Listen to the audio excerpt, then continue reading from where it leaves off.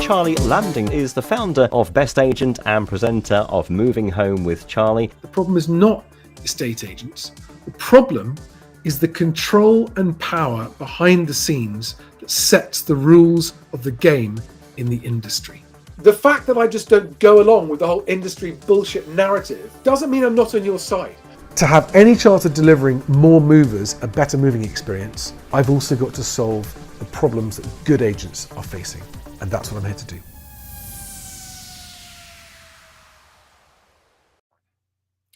Good morning, everybody. It's Friday, the 17th of March. And yes, I'm late for the breakfast show. I apologize. I hope everyone else is on time for their day.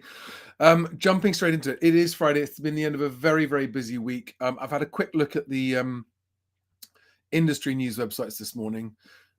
No speak whatsoever about the wider things affecting the housing market, such as the banking situation in Europe, such as the European interest rates going up or earnings or wage growth. There's just some positive news. And I know you estate agents like positive news, so I'm going to give you the positive news from the industry. So Property Industry Eye is saying that they're reporting that Chesterton's in London, the buyer demand continues to outstrip supply as few sellers enter the market. On first reading, you'd think, well, that's great. It's just the market's just going up, and that's fine. It's not a seller's market at all. It just looks like what I would call positive market guff. I mean, they're saying they've got 3% uplift in views compared to this time last year. Okay, cool. I mean, there is a story we had out yesterday about the Telegraph about 1/3 of people, actually, which I had that story up, 1/3 of sellers have been taking the house off the market last month in February, right? Now, those will be the unrealistic sellers, won't they? So that's good news. I want to come on to that in a second. Here is Savills saying they're expecting a challenging first. So their profits last year were 10% down. So that's 2022 profits for Savills were down. They're expecting a challenging first half of 2023, and they're expecting things to get better in the second half of the year. That's great. Let's hope it's true. But again, all I see in that article is hopeful stuff. Yeah, we're hoping this and we're hoping that, and we're hoping the other. And let me now just temper that with a dose of actual reality. The ONS wage growth. Now, I understand it is a fact that here we are. I understand that it is a fact that at no period in history when wage growth has been negative, in other words, when real wages have been falling, have house prices gone up. When you take into account the factor that there's a time delay on people's earnings, what's happening to their earnings, and that feeding through to the property market. And even if you leave aside the international banking situation and all the other things, inflation, interest rates expected to still rise. Maybe they won't, but we'll see. Underlying, it means on average, most people are getting poorer every month. Most people getting poorer every month, and anyone who thinks that house prices can go up in that scenario, I just think is the most over optimistic hopefulness I've been. Now, this doesn't matter. Again, if you're an agent, focus on transactions. Unrealistic sellers taking the houses off the market, great news, because how much of your time has that wasted? How much of your time have unrealistic sellers wasted? How much of your time and your money? They've come off the market, you've done viewings, they've gone, oh, we can't get them off, then just take it off the market. And if you look back, if you're one of those agents that has had clients take their property off the market because of that, go back to the ones that you remember coming off and remember when they came on. And did they, at the time, did you think to yourself, these are going to sell, or these aren't going to sell? Again, I think it's more the sort of volume corporate agents who take on the unsellable stuff because their branch managers are incentivized to list property no matter what. It's not a problem if it doesn't sell. And the wiser agents I know for a long time have been much more careful about which instructions they take and which ones that they don't. But I think it is a positive sign that unrealistic sellers are just coming out of the marketplace because they were just a distraction. They created a misleading impression of what was happening with prices.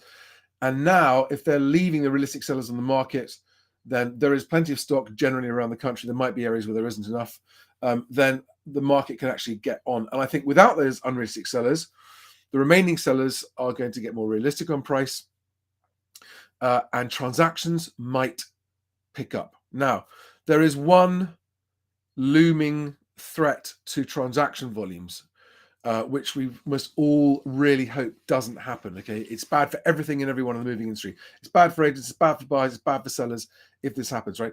If the banking situation in Switzerland and in America spreads and doesn't go away, and I don't know which one, I'm not making a prediction either way, right? But what I'm saying is if it gets worse, I mean, yesterday, the Secretary of the US Treasury came out and went on TV to say, everything's fine.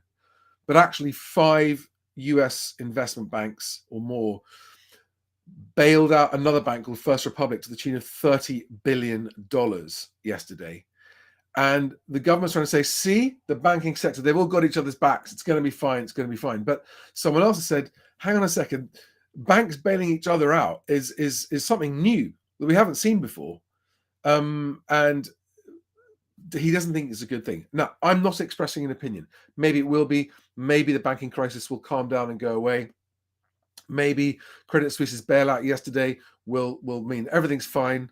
And maybe it won't. Now, the problem is if it doesn't, what you will see, what will start to happen is that it will create a liquidity problem, which will create a lending problem, which will create a reduction in lending in various different ways, numbers of products, how strict they are on lending criteria, that kind of stuff. And it will create it could create a sort of credit crunch scenario again. But if there are any sudden bank failures and people get really scared about the banking system in general, people are going to sit on their hands. I actually did a survey yesterday on YouTube to say, does the current banking situation affect your moving plans, yes or no? And about 1/3 said, yes, I've put my moving plans on hold to see how this plays out. So that's bad.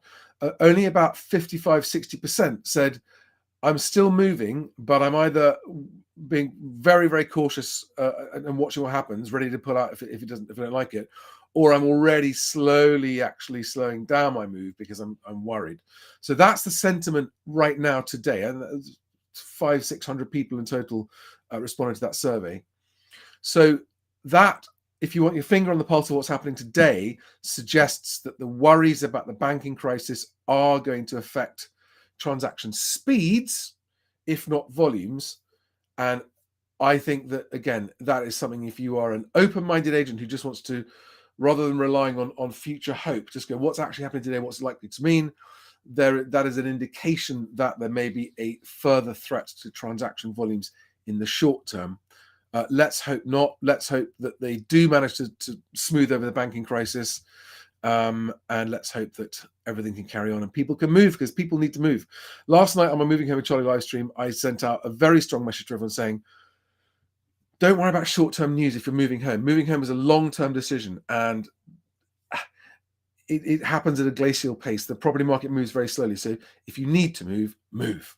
Just move. Just make sure you don't overpay. Right, guys, one more thing. If you are an estate agent watching this, and this is only estate agents, strictly only for estate agents, we are now half full almost in a private WhatsApp group just for estate agents. This is active in the front line. So you could be a business owner, you might be a branch manager, you might be a negotiator, sales or lettings, doesn't matter. And it's all about discussing how BestAgent plans to dislodge the current power structure in estate agency to allow movers to find better agents more easily and to allow better agents to rise to the top. And the purpose of the WhatsApp group is to discuss BestAgent's plans and strategy for achieving that. If you'd like to be involved in that discussion, please go to the link in the underneath the video on YouTube here for a link to my LinkedIn profile, and send me a private message with your number, and so that I can see what estate agency you're from. I'll put you into that group. because I think honestly, things are going to continue to get tighter and tougher for estate agents before they get better.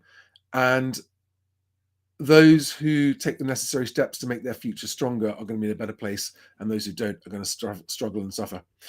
So I hope you will join the Best Agent group.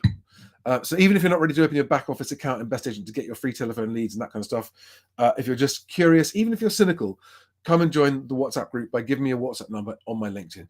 Just go to, if you can't see the link below, go to LinkedIn and search Charlie Lambden. You'll find me. There is only one of me. And I look forward to seeing you in that group if you want to join. Otherwise, guys, have a fantastic Friday. Have a great weekend.